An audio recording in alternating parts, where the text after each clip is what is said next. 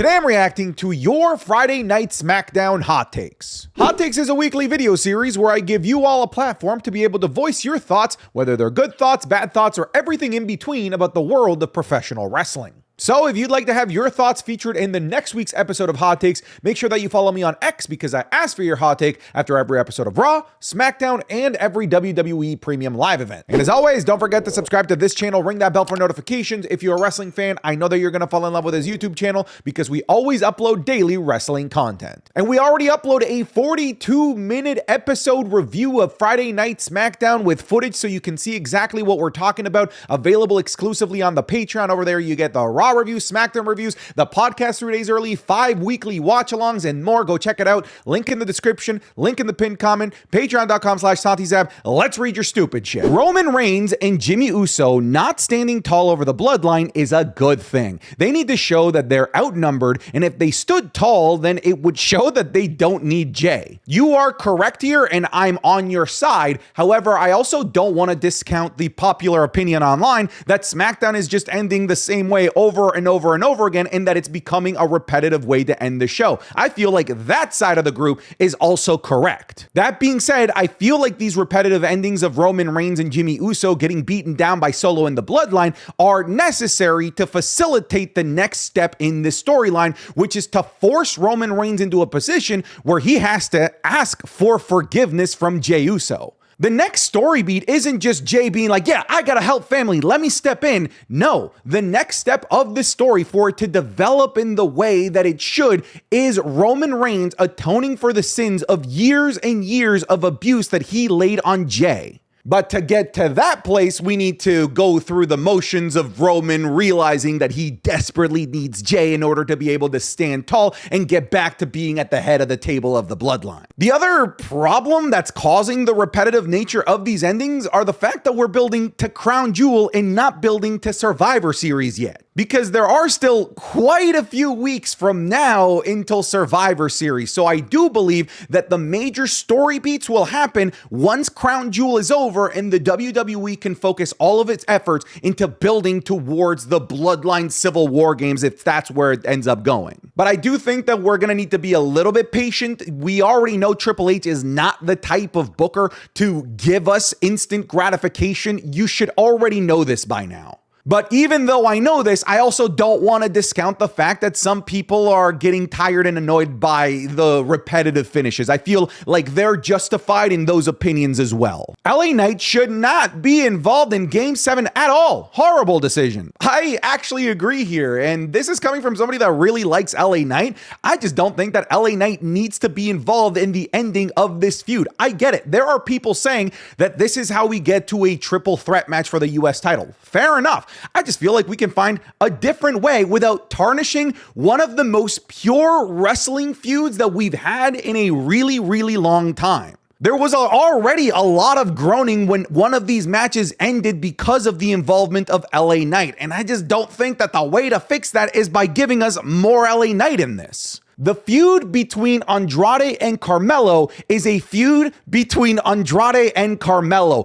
LA Knight is the prize. LA Knight should not be figuring in the result of this. I've been following and you've been following this feud for several months now, and I want to know who is the best out of these two. And having LA Knight out there doing his shenanigans, his Yaz, wearing his Timberlands as a special guest referee is not the way to pay off this feud that you and I have been alongside with for the last several months, in my opinion. That being said, I am excited for a triple threat for the United States Championship. I feel like that match and that story would absolutely bang, but I'm willing to be patient for it to be a story that LA Knight is actually a part of. We don't need to shoehorn him in just yet. Just let this be its own thing for Game 7. I really feel like it just should be a pure wrestling match and determine who is the best. Player 1 or Player 2? The same main event keeps happening over and over, and it needs something brand new. Yeah, so we did kind of just talk about this. So this is actually a fairly popular opinion going around online. That's why I said that I didn't want to discount this, because there are a lot of people that are feeling this way, and if there's a lot of people that feel this way, they can't all be stupid. They all have to have, at the very least, some rational thoughts as to why they're feeling this way. And they're right. It is a repetitive ending. I feel like maybe if there was a bit more creativeness put towards this, that you could come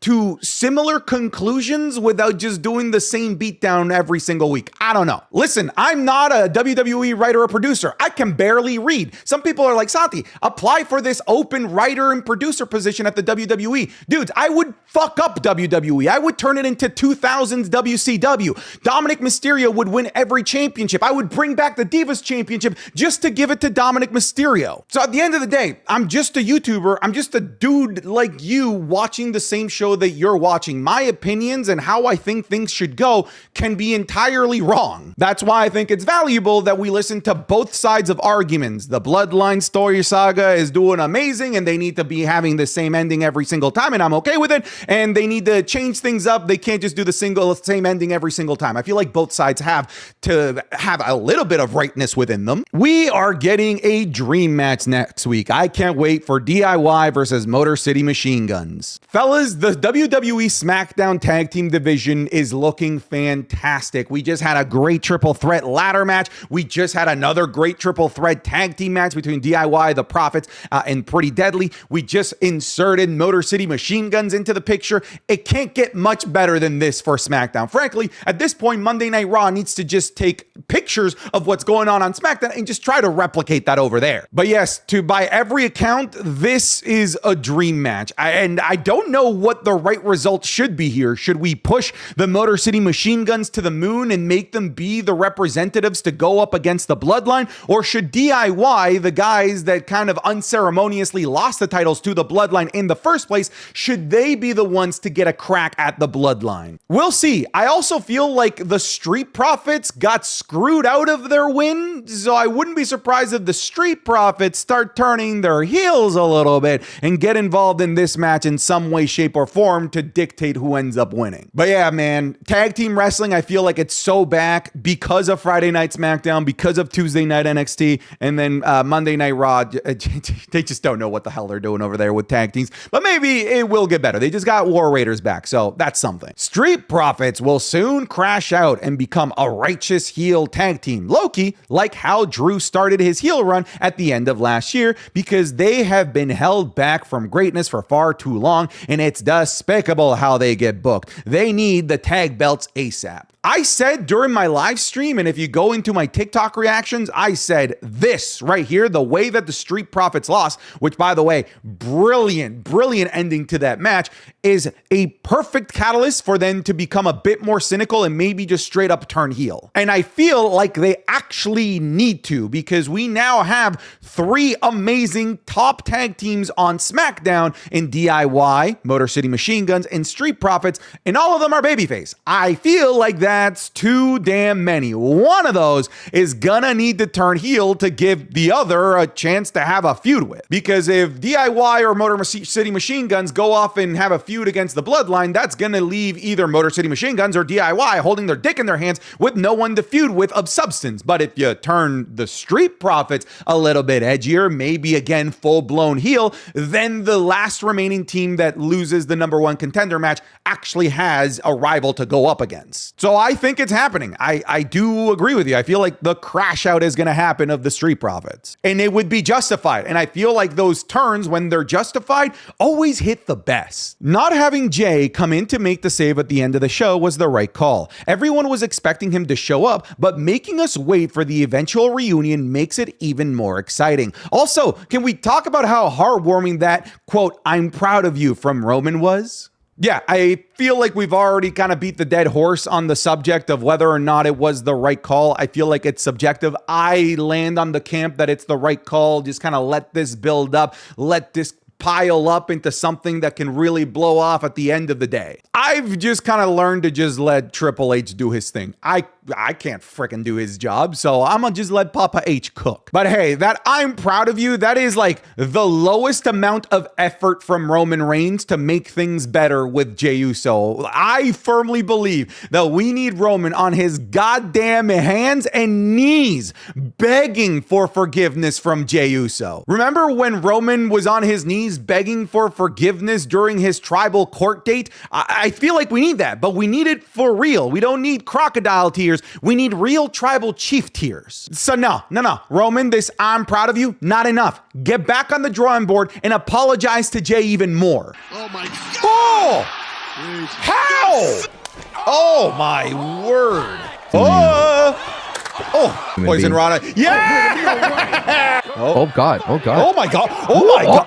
That was a sneak peek of this week's Wrestling is Cool Match Club, available exclusively on patreon.com/SantiZap. This week, we're looking at Candace Laray versus Johnny Gargano in an intergender match in 2017. We're looking at Kurt Angle versus Sting at TNA Bound for Glory 2007. We have a ladder match for the Intercontinental Championship between Christian and Rob Van Dam on Raw in 2003. We're looking at the Technical Classic between Daniel Bryan and Dolph Ziggler at Bragging Rights 2010. And the Modern Day Classic between Hijo del Vikingo taking on Kenny Omega on AEW Dynamite 2023. And we're going to be looking at the Royal Rumble 1999 and 2000 as well. You're going to get all of this plus everything we've already uploaded, including the Raw reviews, the SmackDown reviews, the Wrestling is Cool podcast 3 days earlier than everywhere else over on patreon.com/SantiZap. I'll put the link in the description or the link in the pinned comment. If you're already on the Patreon, thank you for your support. You're the reason why we're able to do this as often as we do. But that's enough with the sellout. Get back to the video. The Rock is the one from above not allowing Randy versus Kevin Owens at Crown Jewel because The Rock is the one who sent Kevin to attack Cody after Bad Blood.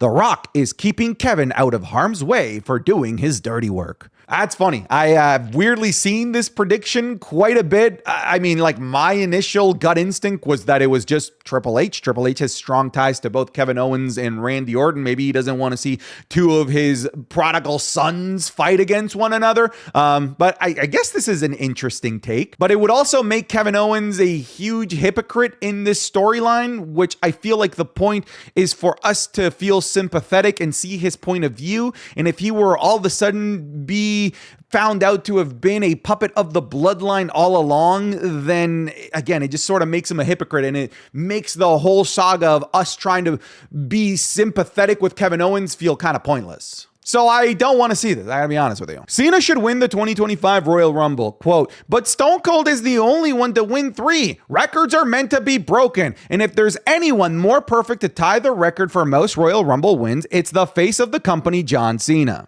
I'm more concerned about Cena breaking the record for 17. If Cena needs to get one record during his retirement tour, it's getting number 17. I'm not married to the idea that he needs to win the Rumble because there are other ways to get to a main event of WrestleMania now that there are 2 titles and now that we also have the Elimination Chamber as a second way to get to that WrestleMania main event. I don't think that Cena needs to win the Rumble, quite literally and figuratively. Figuratively, like, the dude has done it all. He doesn't need the limelight of WrestleMania to justify going to WrestleMania. I just don't think that that's the case. And literally, he doesn't need to, because he can just say, I want the main event of WrestleMania, and all of us will turn head over heels and we'll want him in the main event of WrestleMania. Meanwhile, there are other players that could really benefit from a Royal Rumble victory aura boost. I don't think that Cena needs it because the dude is already at maximum aura. NXT is feeling more like a third brand than it has in a long time, especially with all of the recent crossovers. Well, I would say that NXT is arguably at its healthiest that it's ever been, even healthier than it was during the Black and Gold days, because right now it's doing the most viewership that it's ever done on television.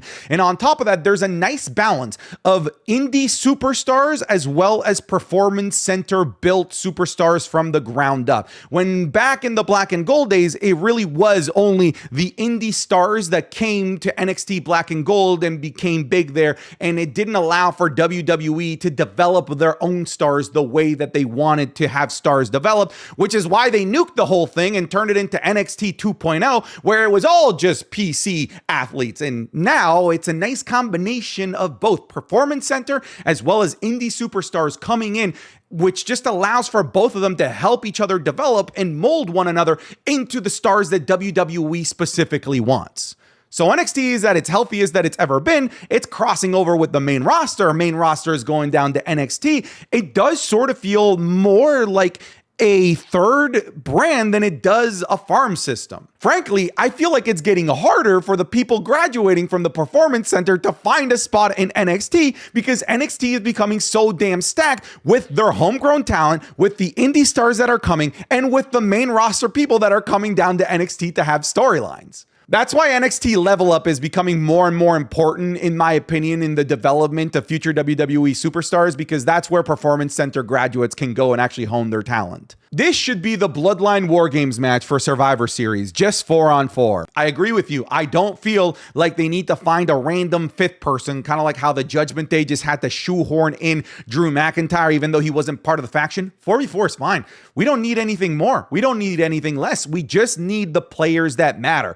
You could add The Rock in there if you want, but then who do you add as a fifth person? I hope not Cody Rhodes. That wouldn't make any sense. I feel like 4v4 is the right call here. Roman, after saying 6 words to Jey, well, I've done all I can do. That's what I'm saying. This is actually the perfect meme to encapsulate what I was saying earlier. Roman has not done enough. Roman has not suffered enough to get the forgiveness from Jey Uso. Frankly, I feel like I need to see Roman Reigns yeet. That's the level of atonement for his sins that needs to happen. He needs to yeet. With Candace Laray pinning Io to win the Speed title and also pinning Bayley, I'm hoping this leads to a push in her getting recognized. Even Bayley herself wants Candace to get her moment. Look, I'm gonna sound like one of those actually nerds, but if you haven't seen Candace Laray in the indies, or if you haven't seen Candace Laray during her time in NXT, you haven't seen Candace Laray. They have not given her a proper opportunity during her run on the main roster. If they let her loose, if they let her be what she used to be in the indies or NXT,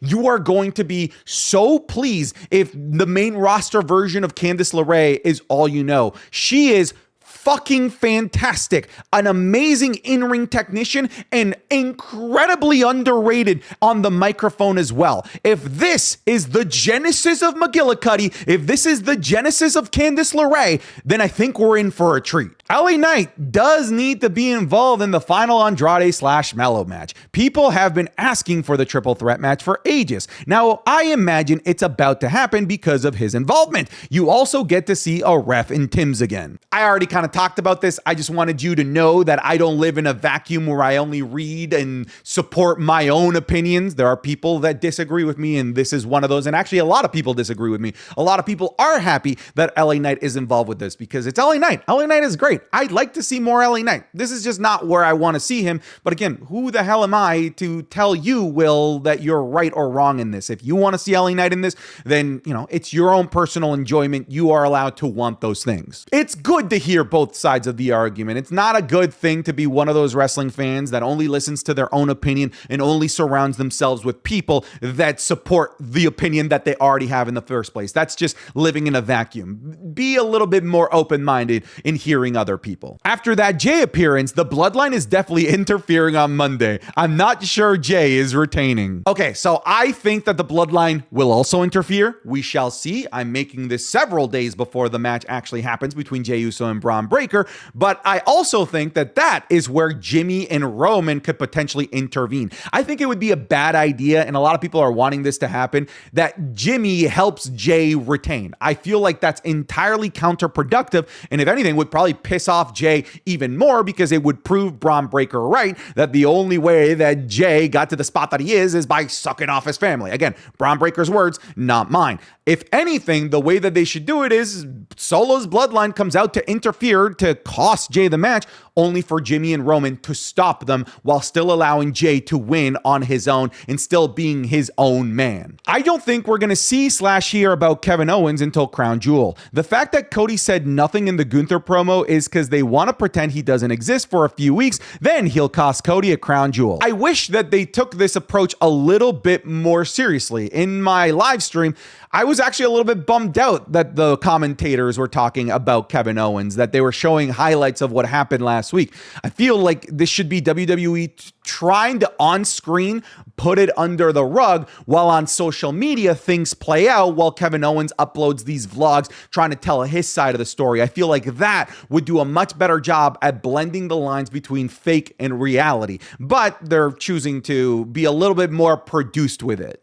If it were me, I'd just have no mention of Kevin Owens at all on television. I would make him persona non grata. I would ban his name and just allow the Kevin Owens saga to play in a more viral nature and a little bit more of a organic form as fans share Kevin Owens' thoughts on social media. And let that balloon more and more and more into like Crown Jewel, boom, Kevin Owens attacks. That way, when he attacks, it feels taboo. It feels like he's not supposed to be on TV. It feels like he's invading. That's personally what I'd like to see. I feel like with Kevin Owens, less is more at the moment when it comes to WWE TV. I enjoyed seeing Motor City Machine Guns, one of my favorite from when I used to watch TNA, but I don't think that the crowd gave them good enough love for their debut or the win. Listen, I understand that you know who Motor City Machine Gun is, that I know who Motor City Machine Gun is, and the people that you surround with yourself online know who Motor City Machine Gun is. But you need to realize something. You're not the norm. You are a wrestling nerd. You're the one sitting here watching a wrestling YouTuber. I'm the one sitting here making wrestling YouTube videos. We are the ones that have our fingers on the pulse of professional wrestling. So you're going to know who these guys are. You're going to know how amazing they are. What you need to realize, especially about the world of WWE, is that the majority of people that watch WWE are not the super mega nerdy hardcore like you and I. The people going to these shows, they, for the majority, pretty much only know the WWE main roster, maybe a bit of NXT. So it's not a shocker that the Motor City Machine Guns didn't get this pop that you feel like you and I think that they deserve. Because I feel like they deserve it, but they kind of, at the end of the day, still need to earn their keep in front of this crowd that doesn't know who the hell they are. So I'm a lot more forgiving when situations like these happen, but I'm also incredibly optimistic and positive that Motor City Machine Guns will earn this pop from the more casual crowd as the more casual crowd realizes how fucking good they are. Jakara and Lash being a part of all three shows is great for the women's tag division, as it could benefit all three shows with Damage Control on Raw, Lash and Jakara on NXT, and Bianca and Jade on SmackDown. Okay, so a couple things that I want to mention here. This is the most free-flowing that this belt has ever felt, and I think that that's cool, because before what they were doing is that Jade and Bianca would have an entire feud on SmackDown and then jump over to Raw and have an entire feud there without touching SmackDown or NXT. Now they're free-flowing throughout these three shows, and I feel like that's actually the best way to build a tag team division that you can actually scale up post Bianca and Jade Cargill being there. We love Jakara and Lash Legend. I love them. My community loves them. I think that they've been great. I feel like they've earned their keep as well. I was a little bit shocked that Lash Legend beat Piper Niven. Don't forget, Piper Niven got a world title opportunity at Clash at the Castle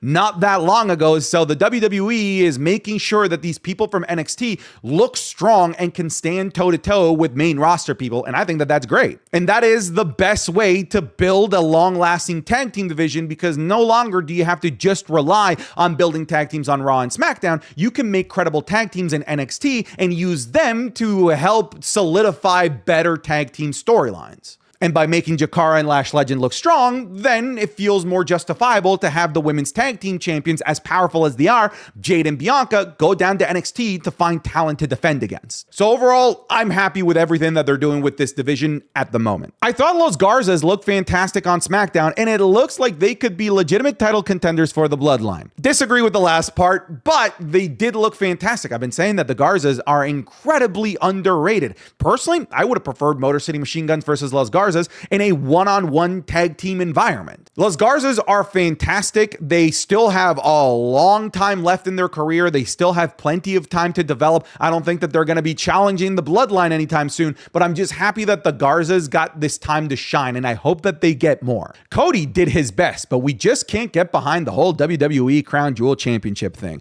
We had two stories that could have been really good for Crown Jewel, like Cody Rhodes versus Kevin Owens and Gunther versus Sami Zayn, but instead we're focusing on this useless championship. Look, Cody had a good promo. I'm having a tough time getting behind this feud, similar to you. But you mentioned something, that they're focusing on this useless championship. And oh my God, are they focusing on this useless championship? Every other sentence, it seems like the commentators are just glazing the fact that this Saudi championship is so prestigious and so important. They're doing everything that they can to make it seem like this is the biggest prize in the game. They may as well have like an armored convoy delivering this thing, for God's sake. But yeah, man, I'm with you. It's tough to get behind the storyline of Cody Rhodes and Gunther, even though I know the match is going to be amazing, when I know that the fallout of this match, it just doesn't fucking matter. Well, Jay's title reign was nice while it lasted. Say hello to your new Intercontinental Champion. Is Jey Uso the bravest or the stupidest fucking guy on the planet? Picking fights with Braun Breaker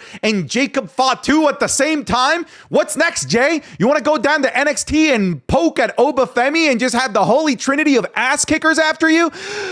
Oh, just be careful, Jay, all right? You're poking the wrong bears here. All right, folks, thanks so much for watching this episode of Hot Takes. I'll see you in the next one. Goodbye. Okay, get out of here. Go, go, go, go.